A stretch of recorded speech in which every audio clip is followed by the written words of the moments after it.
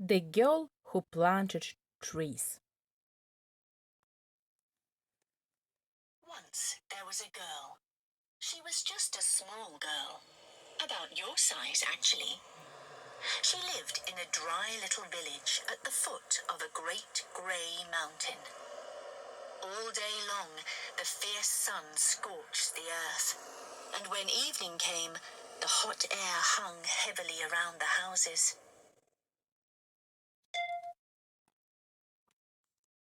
One night, unable to sleep, the girl found her grandpa reading a battered old book. "Oh," she gasped, "I wish our mountain was like that." "That is our mountain," sighed her grandpa. "But year after year, the trees have been cut down and all the animals have disappeared." Sadly, he kissed the girl's forehead, then tucked her back into bed. As she ate her breakfast the next morning, the girl thought to herself, "If only we could bring our mountain forest back." But what could she do? She was just one small girl. Then a tiny idea caught in the corner of her mind. "This fruit grew on a tree," she whispered. "And here are the pips." So she gathered up some things and set off up the mountain. Higher and higher she climbed. The rough track got steeper, and the blistering sun scorched the girl's back, but she did not stop. When at last she reached the top, the girl began to dig into the baked earth. There she buried her pip and whispered a wish. "Please grow, little Pip." But when she returned, eager to see what had sprouted, there was not a single bit of green to be seen. "Oh, Grandpa," sighed the girl. "I wanted to grow a fruit tree on the mountain, so I planted a pip.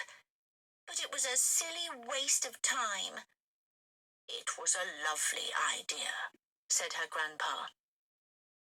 "But the mountain is too dry for anything much to grow. And besides, a pip can't sprout overnight. It takes days or even weeks." "Oh," said the girl. "In that case, I will plant some more, and this time I will water them."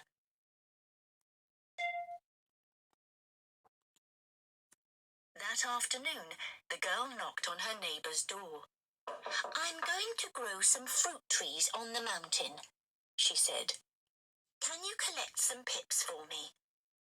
"Oh, my," the woman chuckled. "I've heard everything now." All the same, she picked out 7 large pips from her peelings. And although the girl's other neighbors laughed too, by the end of the week she had a great number of pips and seeds and stones of every shape and size. 100 seeds will grow 100 trees, the girl grinned. Weeks passed, and each time the girl climbed the mountain, she imagined she was walking beneath a cool canopy of dappled green leaves. How wonderful it would be! Every day she planted more seeds and watered them well. And soon the seeds began to sprout. Even though some withered away under the baking sun, and some were eaten by birds or dug up by animals, the girl did not give up. Until one day, some of the saplings had grown as tall as the girl herself, maybe shall grow a whole forest, she thought.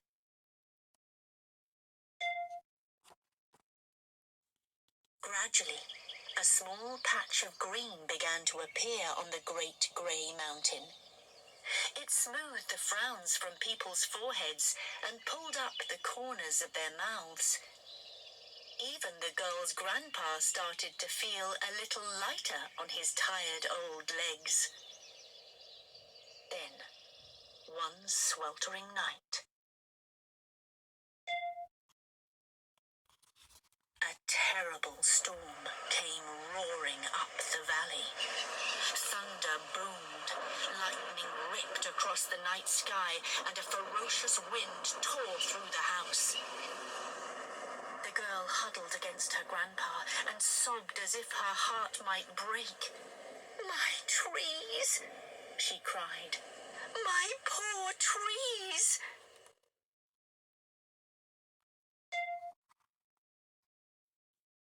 The storm had destroyed them all. At home, the girl and her grandpa slowly began to mend what was broken. Suddenly, the girl noticed something incredible. In the shelter of the barn, a tiny weed stretched its petals to the sun. "Grandpa," she said, "the storm was too much for my little trees, but maybe I could grow them here until they are strong."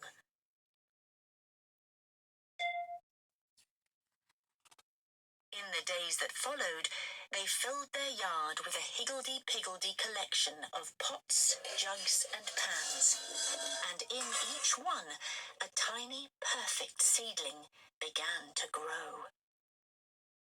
But when at last her young trees were ready, the girl became worried. "Our trees are so strong," she said, "but how will I carry them all the way up the mountain?" "You won't," said her grandpa.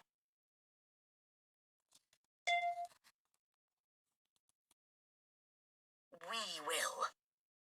So the girl and her grandpa filled a cart and pulled it up the mountain together. At last, all the trees were planted, each tied to a stout stick to protect it from the blustering wind. Still, the girl sighed. "We have worked so hard," she said, "but it will take 1,000 years to cover the whole mountain by ourselves." "It's lucky we are not by ourselves, then," said her grandpa. "Look."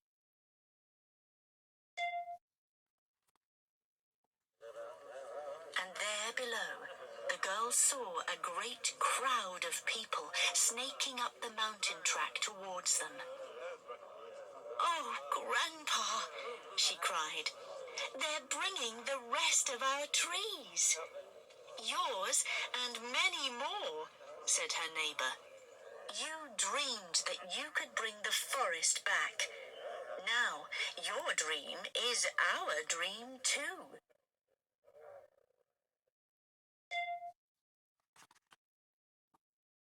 Weeks turned into months, and months stretched into years, and just like the trees, the girl grew tall.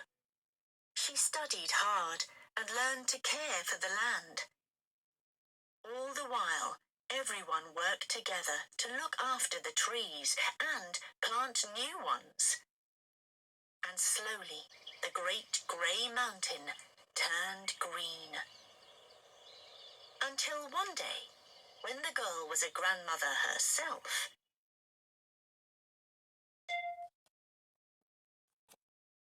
the mountain was even more wonderful than the picture in her grandpa's old book. More wonderful than anyone could ever have imagined. Almost as wonderful as you.